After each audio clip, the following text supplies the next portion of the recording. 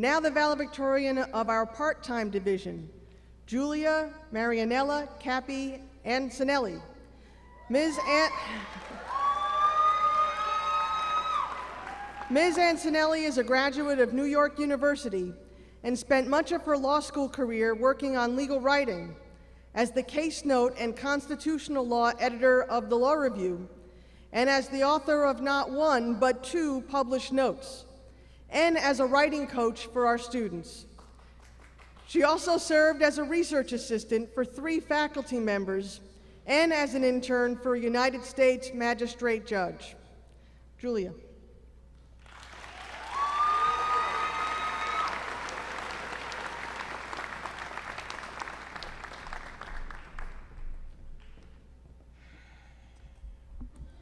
Thank you, Dean Salkin.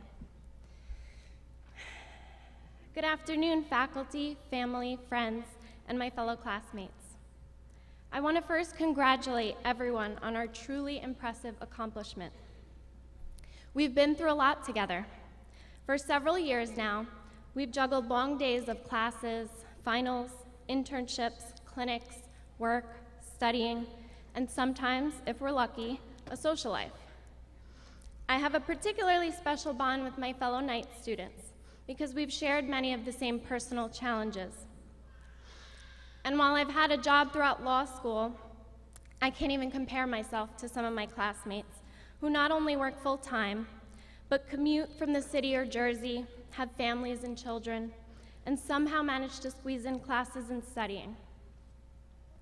But whatever our personal situations, all of us graduating today, day and night students alike, have shared this long and grueling but rewarding law school experience, and I'm proud to have been a part of Toro Law Center's class of 2016. So here's what I've learned in law school. First, I've learned that there are a lot of misconceptions about lawyers, and I'm determined to prove them wrong. Abraham Lincoln once wrote, "There is a vague popular belief that lawyers are necessarily dishonest. I know it might shock you, but it turns out people often joke about lawyers being dishonest. For example, when I Googled quotes about lawyers, I came across things like, 'The trouble with law is lawyers.' 'The only thing scarier than Godzilla is Godzilla's lawyer.'" I like that one. "A lawyer will do anything to win a case. Sometimes he will even tell the truth." These are really harsh, but Lincoln's quote continues, "Let no young man choosing the law for a calling for a moment yield to the popular belief. Resolve to be honest at all events, and if in your own judgment you cannot be an honest lawyer, resolve to be honest without being a lawyer." So I urge you all to take President Lincoln's advice, as I intend to do, and never let this popular misconception discourage or misguide you. Because as long as you follow your heart, your mind, and the ethical rules of conduct, you should be honored to be a member of one of the most noble professions, which is founded upon the virtues of truth and justice. This leads me to my second point. Sorry, I'm nervous, my mouth is dry.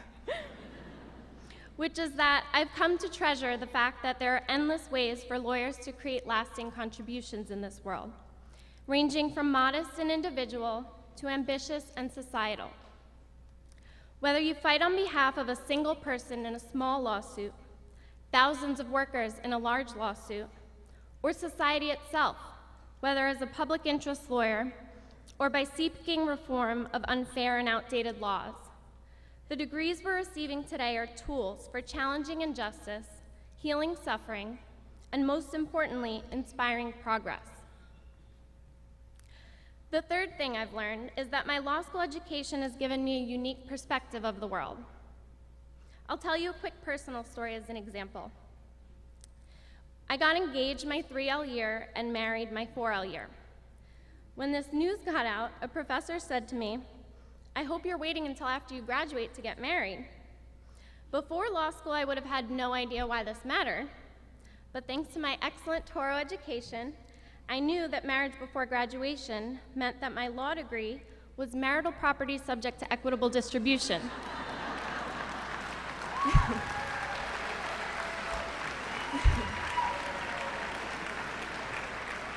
In other words, I should have gotten a prenup. Ironically enough, that law was just overturned in January. Thank you, Mikkel. So, sorry, babe, you missed your chance. But joking aside, law school really has taught us to see the world in a different light. So thank you, Toro, and all the deans, professors, and administrators for providing us with a new and enlightened view of the world, for your constant accessibility, support, and invaluable guidance, and for looking out for my financial interests. The last and probably most valuable thing I've learned, or at least has been reinforced, is the importance of family and friends and always appreciating their love and support.